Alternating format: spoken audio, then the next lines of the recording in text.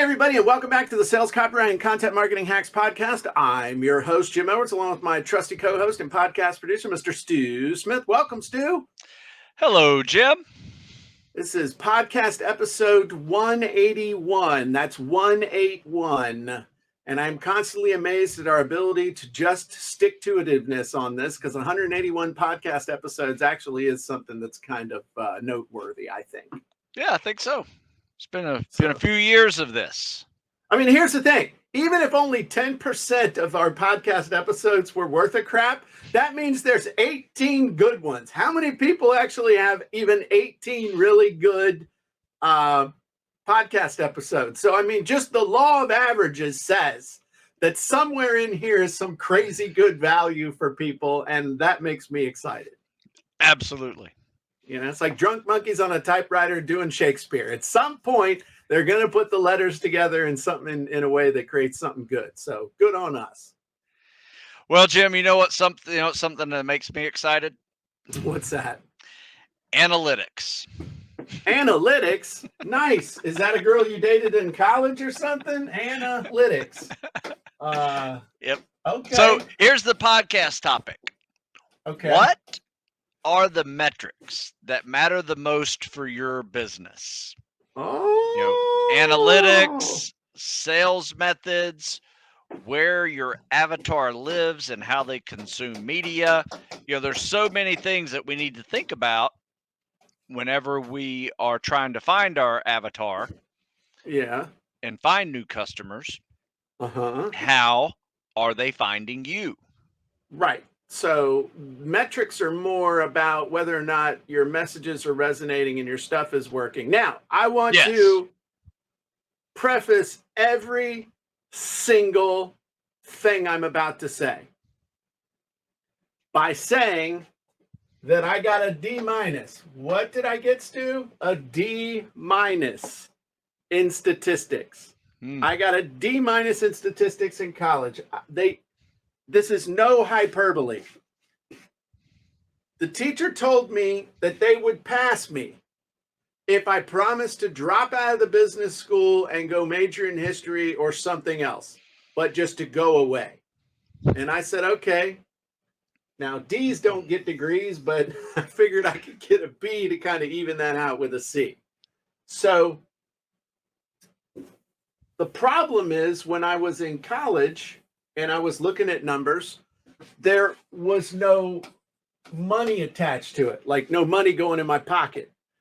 But if there had been money going in my pocket as a result of understanding statistics, I can flat out tell you I would have gotten an A+. So I will tell you right now, we're going to teach you or talk about the metrics, the numbers that matter, and the ones that really matter the most. All right. So the first number as far as metrics that you need to know is conversion rate. And specifically, you want to know conversion rate on either your opt-in page or on your sales page. Now, this is real simple. This is total number of visitors. Excuse me. Total number of visitors. Okay. And total number of sales or opt-ins. So, if I had 10 sales for every 100 visitors, what does that give me? 10%. A 10% conversion rate. Yep. Thanks for making that easy. So, yeah, I didn't say, if I have 2.75 and blah, blah, blah, blah, blah. Okay. So, I want to know my conversion rate. It's how many sales, how many opt-ins divided by the total number of people that showed up. Now, this is important to know because you've heard me tell in the past the story of testing my headline on a sales page. 100 people come through, nobody buys. 200 people come through. 300, 400 people come by, nobody buys. I'm like, holy crap. Change the headline. Another 100 people come through, one person buys. Okay, I went from a 0% conversion rate to a 1% conversion rate. I tested another headline, 5 out of 100 people bought. Now I'm at a 5% conversion rate, but I'm doing 500% better than I was on the one that I had tested previously. So being able to calculate conversion rate is critical, and you typically want to do it with equal numbers of eyeballs. So if you're gonna compare one headline to another, one offer to another, one sales price to another, you're gonna do it in 100 or 1,000 increments. Okay. So the first thing is conversion rate.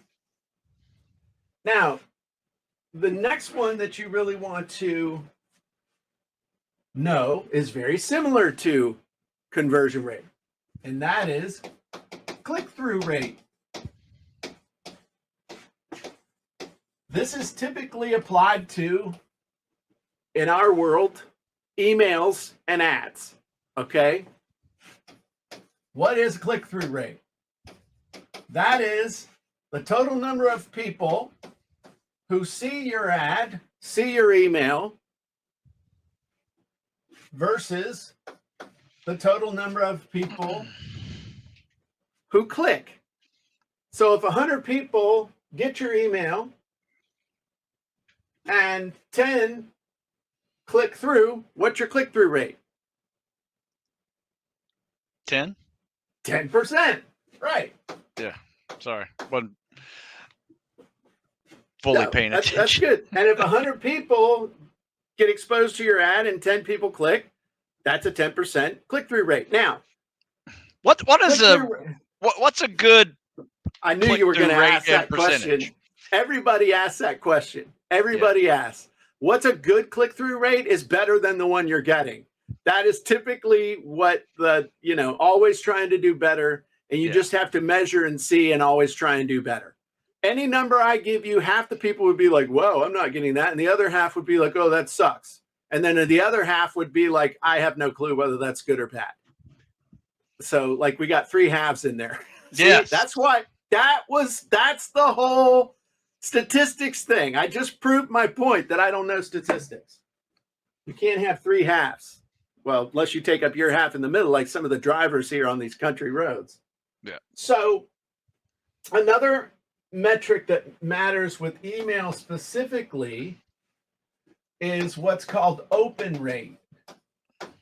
And that's something you really want to look at is how many people you send your email to actually open it. Because what's the number one determinant of whether somebody opens your email or not, Stu?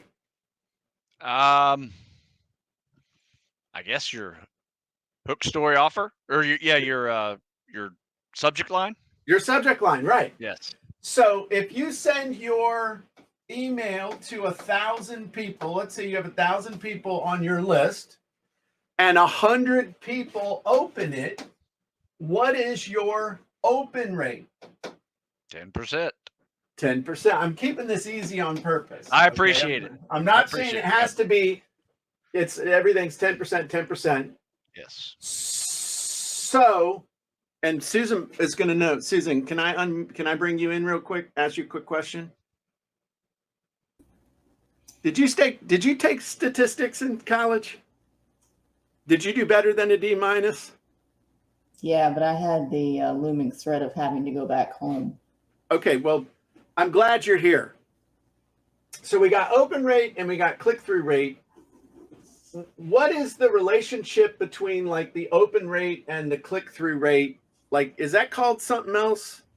No, that's what it's called. Yeah, and basically the open rate is who opens the email, and the click-through rate is who actually clicks the links in the email. Of the ones that actually opened it. But if we're looking at, I guess what I'm looking for, like if the click-through rate compared to the overall send rate is 1%. So you're going to get a 1% overall, meaning 100 out of 1,000 opened it and 10 out of the 100 clicked through. So compared to the overall list, the click-through rate is 1%. Is that something, or that's not called something? We look at looking in our fancy email program to see if that's something that it gives us and stuff. I mean, this is like real. I mean, I know, open rate, click-through rate, that's important. I just wondered if there was some fancy thing. They have what they call clicks to open rate. Clicks to open. Is that different than? Yeah, that would be the clicks to open rate then.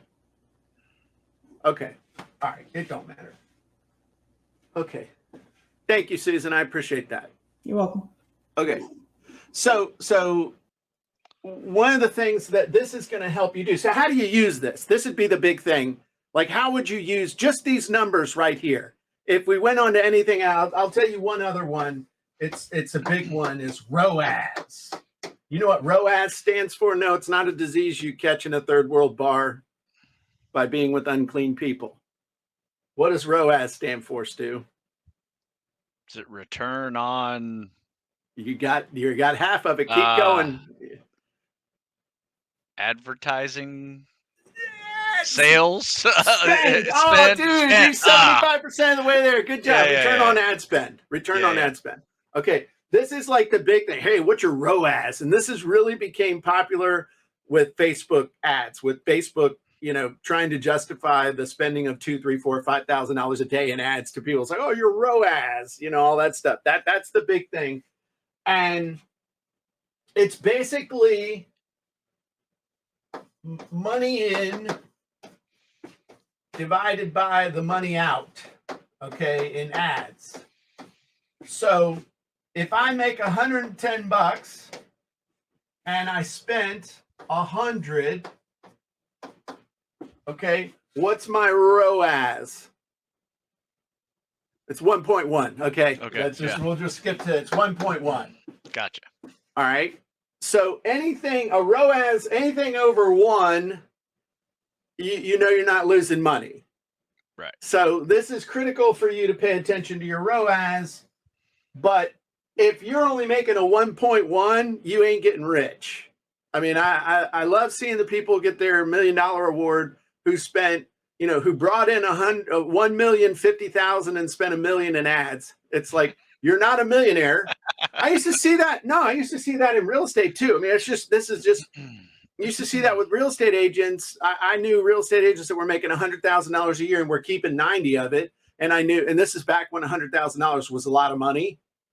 And I knew agents that were making $1 million a year that were keeping 100,000 when they got done with their office staff and their advertising expense and all the other expenses and stuff. They were walking away with 100 grand.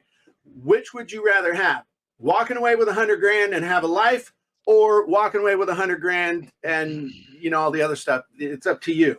Yeah. But this is the other one that everybody looks at. But again, just with these numbers, how do you use these numbers?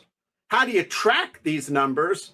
And how do you use these numbers to actually help you make more money? So let's go back over here and talk about this for a second. So conversion rate, back to hook, story, offer. Okay. If anybody's buying, that's a great sign. It's when it's 0 that you're like, okay, we got to change some stuff. The key here is that when you're trying to increase your conversion rate, the number one thing you're going to test is the hook. Once you remember in 5th grade, 6th grade, hopefully you got to do this too, because I had a great time, but you were learning about circuits and stuff. Did you get to play with like the 6-volt dry cell and the little switches and the little things you could buy them at the hardware store, the little ceramic things you put the little light bulbs in and stuff? That was awesome. I'm sure they don't play with it now because the kids are too busy vaping or whatever. But when we did that, I always loved that idea of completing the circuit. Like how much crap can I link on this thing? And I got the little propeller motor going and I got the light and other stuff like that. And like making Rube Goldberg things with metal balls going down chutes and creating circuits using, gum wrappers and stuff. That's when I learned that you could take a gum wrapper and put it on a 9-volt and it would catch fire. And it's like, yes. It's Anyway, survival are you skill. playing with matches down there, Jim? No, I'm doing science, Mom. Oh, okay. So completing that circuit. Once you've completed the circuit, what you want to do is figure out how to complete the circuit faster and light up more lights. Okay. So once anybody buys, now it's time to start testing one variable at a time, paying attention to the conversion rate. The number one thing you want to test is that hook, because we know the copy works. Whether it's an opt-in page, whether it's a video, whether it's a sales letter, whether it's a podcast, whatever it is, it works. Somebody bought. So now we need more somebodies to pay attention. We need to stop more of those people, and we need to pre-frame them for what's coming next, and we need them to pay attention. So the number one thing when you're trying to increase conversion rates to test the headline. When I told you that story of going from 0 to 1 sale to 5 sales, the only thing I tested was the headline. Didn't change the price, didn't change anything. The only thing that got changed was the headline. Nice. Headline, headline, headline, headline. You can only test one thing at a time. Do not test a new headline and a new price and different bullets and a different picture and a different offer no, because then you're not going to have a legit test. Yep. So, Great hook advice. story offer. What do you test first? You test the hook. Next, once you're like, okay, I can't get any more people to pay attention, then you test the story. Why? Because it works. So what we want to do is test the story in such a way to keep them in our sales process longer so that they can make it to the offer. So we're testing a longer story, shorter story, different variables in the story, whatever, if it's a real story or whether it's problem match, state solve, whatever it is. Then once we can't do any better on that, then we start messing around with the offer. So do you have to do it that way? No. Maybe you test the offer. Maybe it's as simple as testing different price, different terms, different guarantee, all that stuff. But you can only test one thing at a time. You want to test the stuff that's going to have the biggest impact. The biggest impact is going to be your hook, story, offer. All right. Now, so once we get our conversion rate up as high as we can get it, now it's time to start getting more eyeballs on this thing. Hey, I got this thing and I know this sumbitch works. Okay. This thing works. Now, whether I got 100 people coming across or 1,000 people across, you want to get it to the point where I had like the, I was talking to a buddy of mine the other day, had a webinar that I was doing, and we had done this thing so many times and we knew the numbers so well that I could literally tell him, look, dude, for every person you get to sign up, you're gonna make this much money. And I said, if you get 1,000 people to sign up, you get this much. 2,000 people, you're gonna make this much. And to this day, it's like, dude, I still remember when you told me, when I had like 1,500 people sign up for this thing, you said how much money I was going to make from the webinar, and you were right within $50. That's some serious metric understanding there. But that was Nice. knowing based on just by doing it, knowing the emails, knowing the open rate, knowing how many people would sign up, knowing how many people would show up, knowing how many people would see the thing. I just knew you could work it backwards, knew exactly what you were going to make. This is the part where you really start making money, but it's also the part where most people have not even made it this far because they got bored and went on to try the next squirrel, bright, shiny object thing. So if you know, again, you've completed the circuit. What if you could get an extra 200 people to open that email? Well, shit. If my open rate goes up to 20%, then that means I'm going to get 20 people to click through, which means my click-through rate's going to go up to 20%. And so if I double the number of people who are actually seeing what I'm doing, then I should double my number of sales. So the reason why you want to know this, or if I can increase my click-through rate on an ad let's say that my click-through rate right now is resulting in me having a 1.1 ROAS. What if I can double the click-through rate on my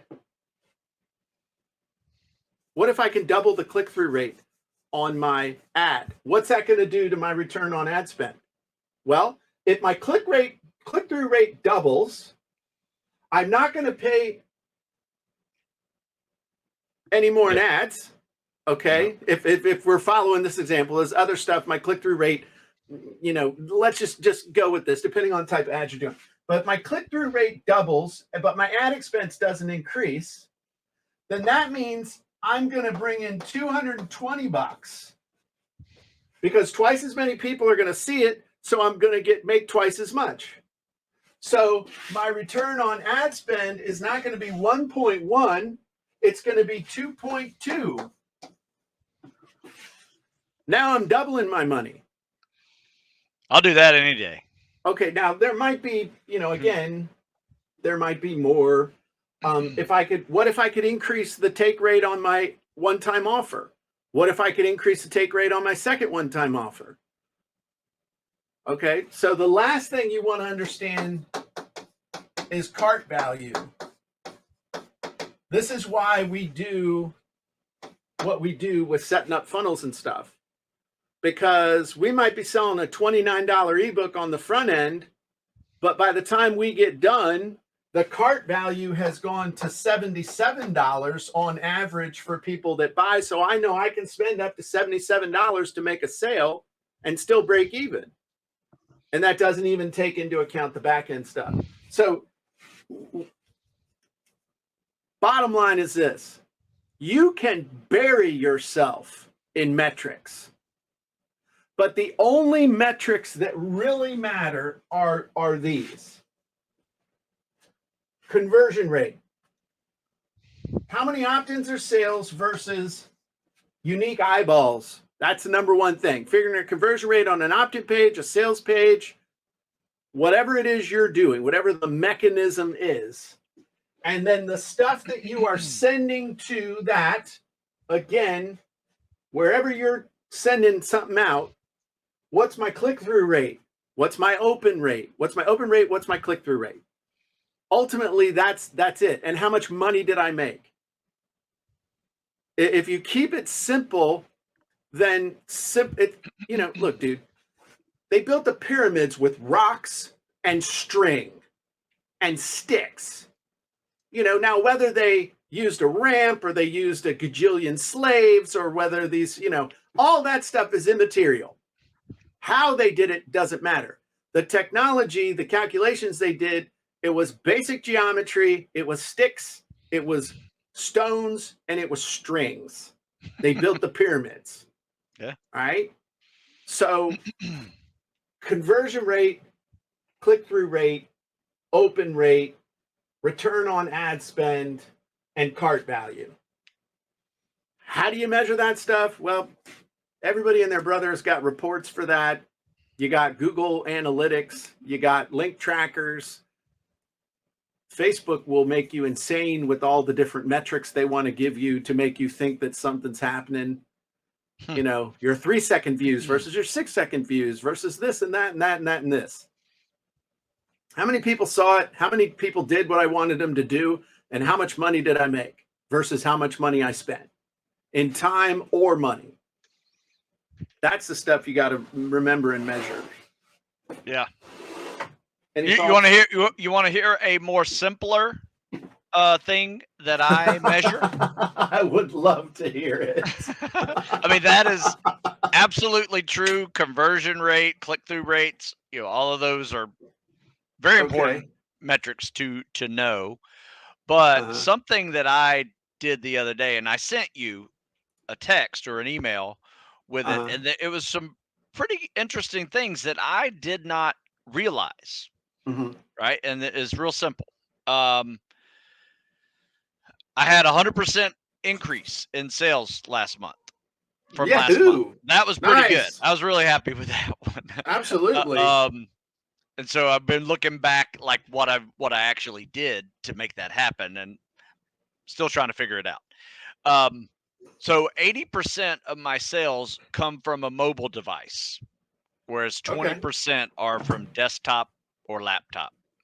Okay. So that matters as to how I find those people that are on their phone. Typically, it's through social media, but there you can access email and websites and things like that. And your website just needs to be mobile capable. That's what makes that a very important metric to know. Yep. The other one was I didn't realize my return customer rate was so high. It's 75% with 25%. What? Yeah, with 25% new customers. So now, I mean, I do have a lot of products and services, and a lot of people Yeah. start off with books and ebooks, and they advance into the online training program. So that kind of makes sense, that journey, but I think I'd like to get my new customers up a little higher. And then I had 75% USA and 25% international, Okay. which was interesting. Now, I did look at the countries that made up that international, and 75% of those are English speaking countries. Okay.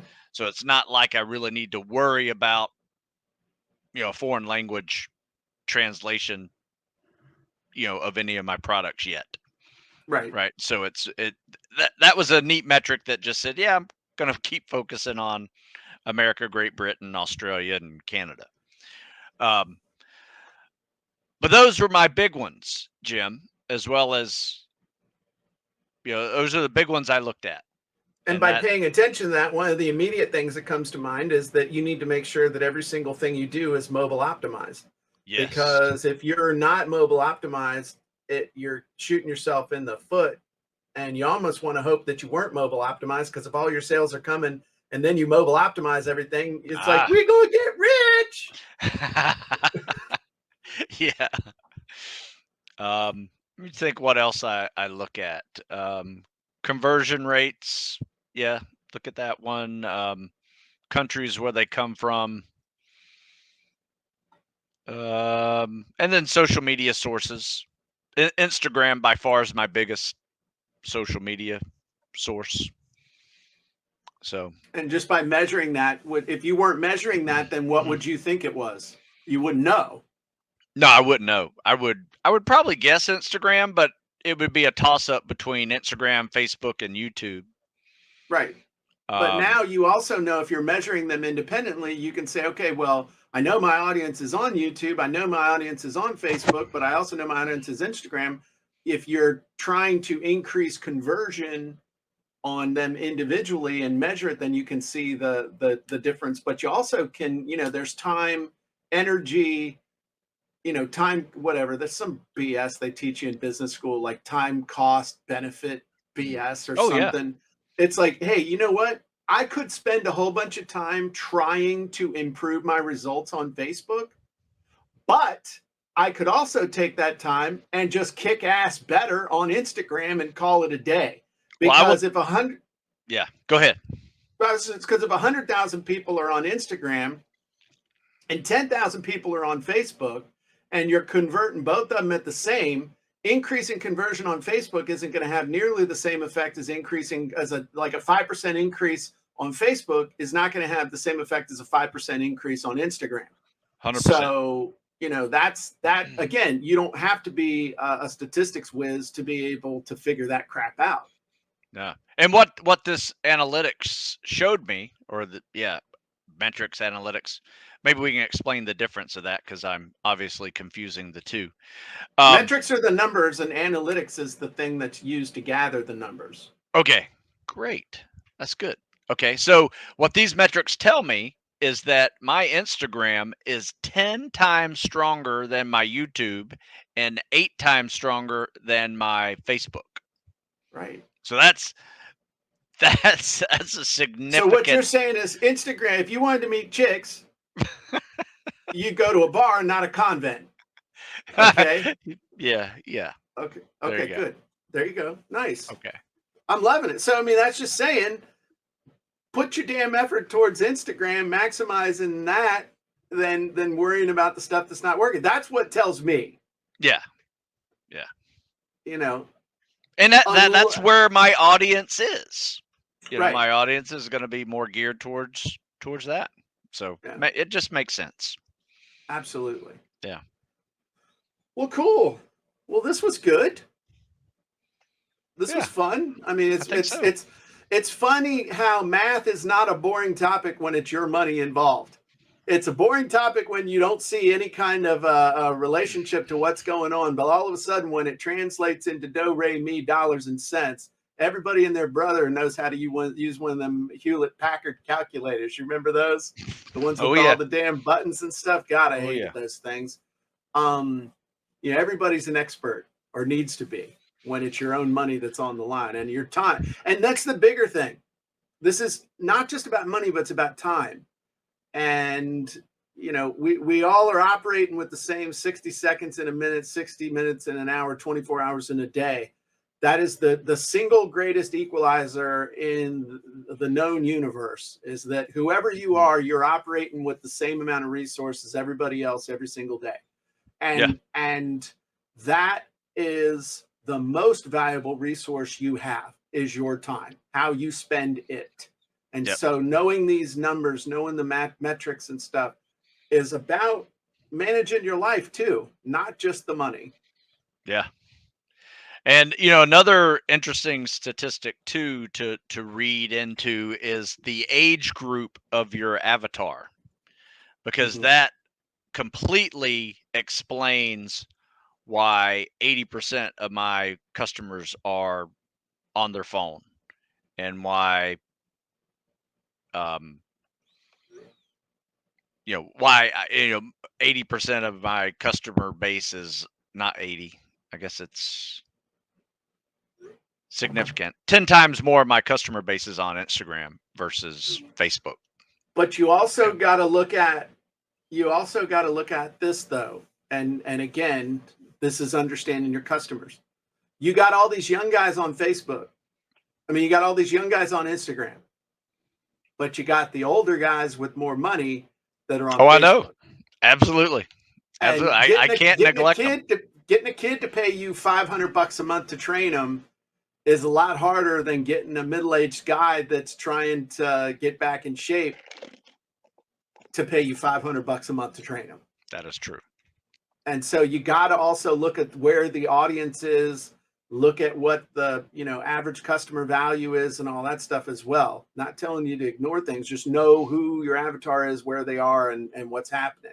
Because you a lot easier to get an old man to renew at $500 a month than it is to get 100 kids to buy a book that nets you $5. Oh, absolutely. Absolutely. To realize that I have two avatars is very important as well. Yeah. So, and you didn't used to really. No. When I first met you, that wasn't part of that wasn't part of my focus. Yeah. Yeah. Then I realized I've had customers for over 20 years that are 40 years old. I was like, I need to come up with something for them. Yeah, and they're looking to spend money. Yeah. Stu's cradle to grave in them. There you go. Nice work. All right, everybody. Well, our work here is done. Yeah. So this was a great episode. This is, you know, math is your friend. If you want to get rich, understand the math that it relates to the people. But again, it always comes back to the people. Who are you called to serve? How are you going to serve them? What's your story and what makes you unique compared to anybody and everything else that they could be spending their money on? So nice work, Stu. And, hey, thank you. I'm going to share with them my easy button for finding these analytics. I have a Shopify store. Okay. That is linked to my social media. It is my stores, my website, is my blog post. All of that is all involved. It has a membership site. All of that is in one place. And I can click a button that says analytics, and it shows me everything from month to year to day, conversion rates, all that stuff. Nice. And it is really simple to understand. Very cool. Excellent. Yeah. And that was a commercial that I didn't get paid for. Well, let's give them a commercial that you could get paid for. If they're feeling a little sloppy and a little out of shape, where can they go? You can find me at StuSmithFitness.com. That's right. And if you want to learn how to put content up that actually gets people to buy, try, click, and sign up, check out contentmarketingscripts.com/go. All right, everybody, have a good one, and we'll talk to you soon. Bye-bye, everybody.